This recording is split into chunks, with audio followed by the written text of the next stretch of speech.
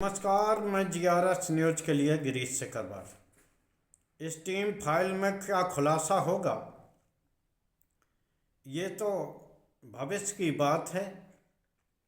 क्या होगा क्या नहीं होगा, किन किन लोगों की फ़ोटो या नाम इस फाइल में खुलेंगे, ये देखने वाली बात होगी।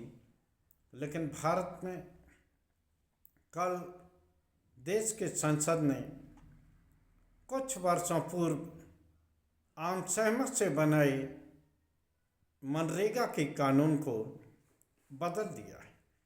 अब ये योजना विकसित भारत आजीविका मिशन गारंटी के यानी कि बीबी राम जी के नाम से जानी जाएगी और बताया ये जा रहा है कि इसमें 125 दिन काम की गारंटी होगी।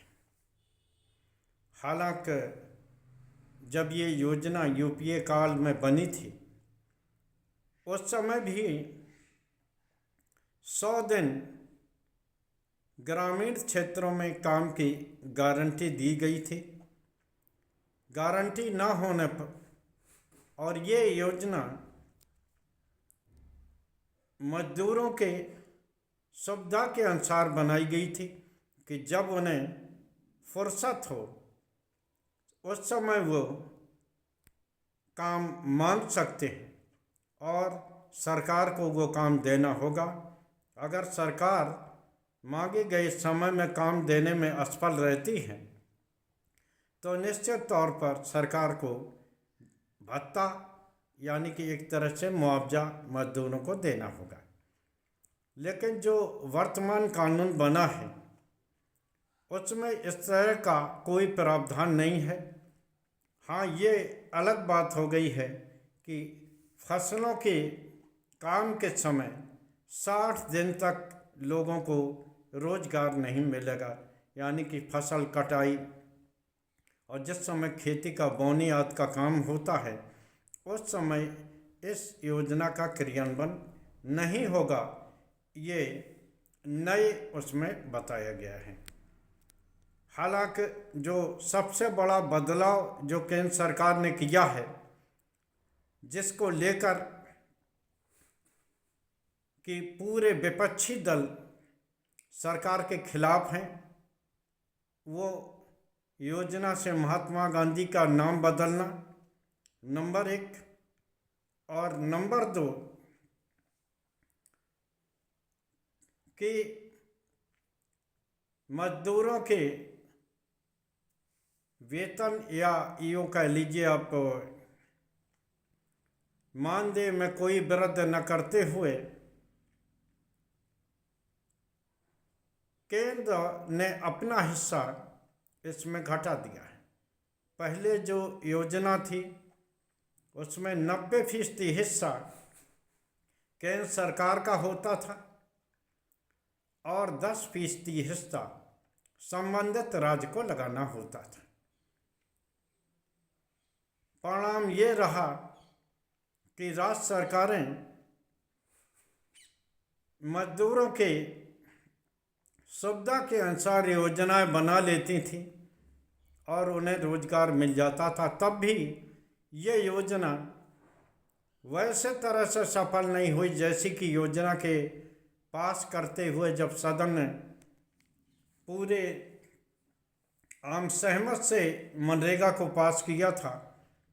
100 दिन का सालाना रोजगार देना जरूरी था, लेकिन सरकारें केवल 41 या 50 दिन से ज़्यादा काम नहीं दे पाई। केवल कोरोना काल को अगर छोड़ दिया जाए तो कोरोना काल में उस समय जब सभी सेक्टर ध्वस्त पड़े थे, खेती ने काम संभाला था, उसके सहारे ही मनरेगा की योजना चली और लोगों को 100 दिन से ज़्यादा भी काम मिला। ये कोरोना काल था और सरकार के सामने मजबूरी थी। जिस केंद्र सरकार ने, वर्तमान सरकार की मैं बात कर रहा हूँ, यूपीए काल के मनरेगा योजना को उसकी असफलता का दस्तावेज बताया, उसी मनरेगा ने कोरोना काल में लोगों के जान बचाने और उन्हें रोजगार देने में मदद की। अब जिस तरह से इस योजना का केंद्रीकरण किया गया है, अब ग्राम पंचायत को कोई अधिकार नहीं होगा कि वो अपने अनुसार योजना बनाए। केंद्र सरकार ये निश्चय करेगी कि ये योजना कहाँ चले, किन राज्यों में चले, किस प्रकार के काम इसमें हों। यानी कि एक तरह से ये योजना, जिसका मूल उद्देश्य राज्य सरकार और केंद्र सरकार के मध्य फेडरल स्ट्रक्चर को मजबूत करने और मांग आधारित व्यवस्था पर था, अब केंद्रीकृत व्यवस्था के अनुसार आ गया है। जैसे कि करों के संबंध में मोदी सरकार ने जिस प्रकार जीएसटी का कानून लाया था, पहले ये सब राज्य सरकार के अंडर में होता था, अब वो केंद्र सरकार के अंडर में होगा और केंद्र सरकार ये तय करेगी। निश्चित तौर पर इसी को लेकर विपक्षी दलों के जो शासित प्रदेश हैं, पश्चिम बंगाल, तमिलनाडु, तेलंगाना जैसे, उन्हें इस बात की शक है कि निश्चित तौर पर केंद्र सरकार राजनीतिक मुद्दों के कारण भेदभाव करेगी और उस भेदभाव से उनको नुकसान उठाना पड़ेगा, उनके यहाँ विकास कार्य नहीं होंगे। अब देखना यह है कि आखिर इसमें क्या कोई सरकार गाइडलाइन जारी करती है। लेकिन जिस तरह से इसमें कानून की व्यवस्था है, जैसा कि सदन में विपक्षी दल विरोध करते नजर आए, वो ये बताने को काफ़ी है कि अब सभी योजनाएं केंद्र के हाथ में हो गई हैं, राज्य सरकारों के साथ करने के लिए कुछ रहा नहीं है। और जिस प्रकार से केंद्र ने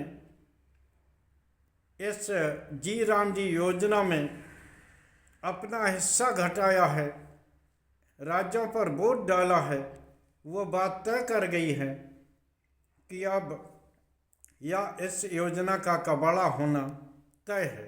हालांकि उन्होंने 100 दिन का रोजगार देने की बात की, लेकिन हो सकता है ये योजनाएं उन राज्यों में चलाई जाएं जहां चुनाव होने वाले हों। जैसा कि अन्य योजनाओं में देखा गया कि जिन राज्यों में चुनाव होते वहां भरपूर पैसा केंद्र सरकार देता है, तो क्या ये योजना भी चुनावी राज्य के दृष्टिगत तैयार की गई है, ये देखना भी बाकी है। आज ही स्टीम फाइल का खुलासा अमेरिका से होने वाला है। देखना है इसमें देश के किन मंत्रियों या किस सत्ता शीर्ष का हाथ इसमें निकलता है। आज के ब्लॉग में बस इतना ही। लेकिन जिस प्रकार से मनरेगा जैसी मांग आधारित योजना को अब केंद्रीकृत किया गया है, वो ये दर्शाने को काफ़ी है कि अब केंद्र निरंतर अपने जिम्मेदारियों से न सिर्फ बच रहा है, बल्कि वह अपने शासित राज्यों एक तरह से एक ध्रुवीय व्यवस्था की ओर बढ़ता दिख रहा है। आज के ब्लॉग में बस इतना ही। जय हिंद, जय भारत। कल फिर किसी नए मुद्दे पर आपके साथ जुड़ने का प्रयास करूंगा। जय हिंद।